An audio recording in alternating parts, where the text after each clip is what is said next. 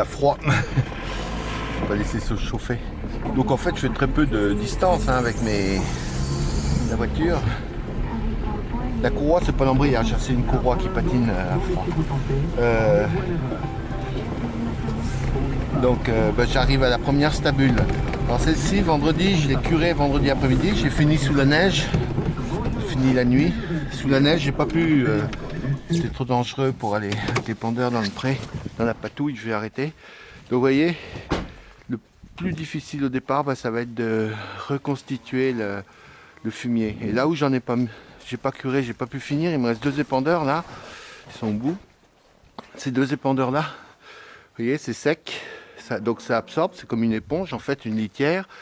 Alors que quand on la reconstitue au début, il faut le temps qu'elle refasse son épaisseur et on peut mettre autant de paille qu'on veut, c'est pas facile au début et ça va rentrer.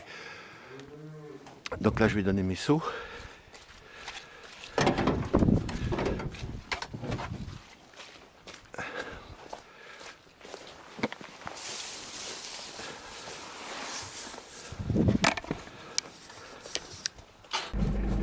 Cette patouille partout, c'est horrible.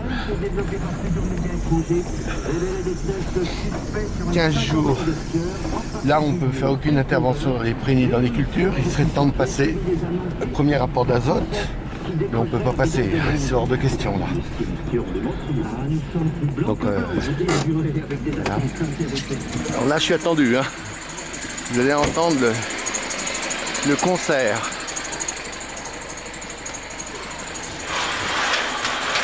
C'est toute la différence entre un bâtiment ouvert et un bâtiment fermé. En bas, ouvert, les veaux ils sont au soleil. Là, c'est sombre.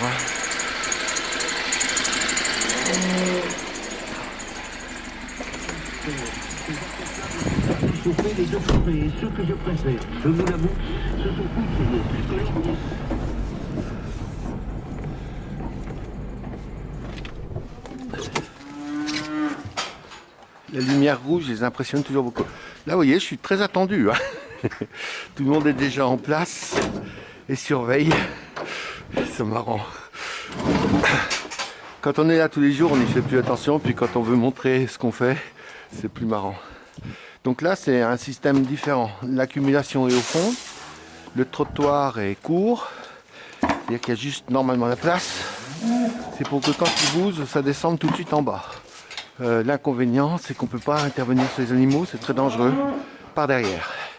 Donc si on a des piqûres ou des choses à faire, c'est un peu compliqué. Mais bon, vous voyez, ils n'ont pas l'air malheureux.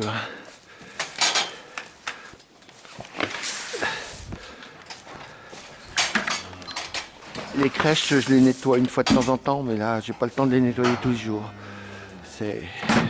Si ça choque, tant pis.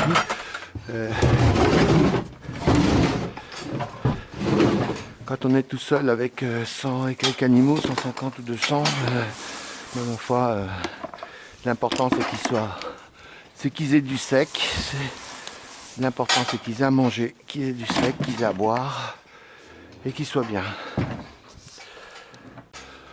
Bon là les vaches, vous voyez, elles me faire attention parce qu'elles vous donnent des coups pour que ça descende plus vite.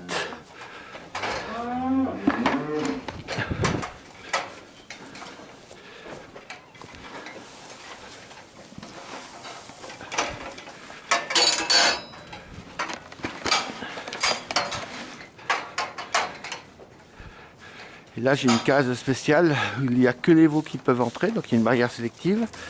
Et je leur mets à manger pour eux. Alors je rajoute un petit granulé spécial. C'est le seul aliment complet que j'achète à côté. J'en consomme 25 kg par an. C'est juste pour l'odeur. C'est toujours marrant là. Donc ils commencent à manger. Donc dans leur case ici, ils ont, vous voyez, une barrière sélective. Il n'y a qu'eux qui peuvent passer. Et puis du foin. Ils ont du foin en plus de l'eau rouge. Donc ils vont venir quand je vais partir parce qu'ils ont très très peur que je les coince. Je suis très surveillé. Donc là je suis revenu du bâtiment, j'ai fait 30 mètres. Et là je suis également très attendu. Alors ça c'est un petit peu plus compliqué ici parce que vous allez voir. Le papouf d'une tonne Lui, il bouge pas, il est devant la barrière, parce que ça va aller plus vite devant la barrière. En fait, il sent les génisses à côté.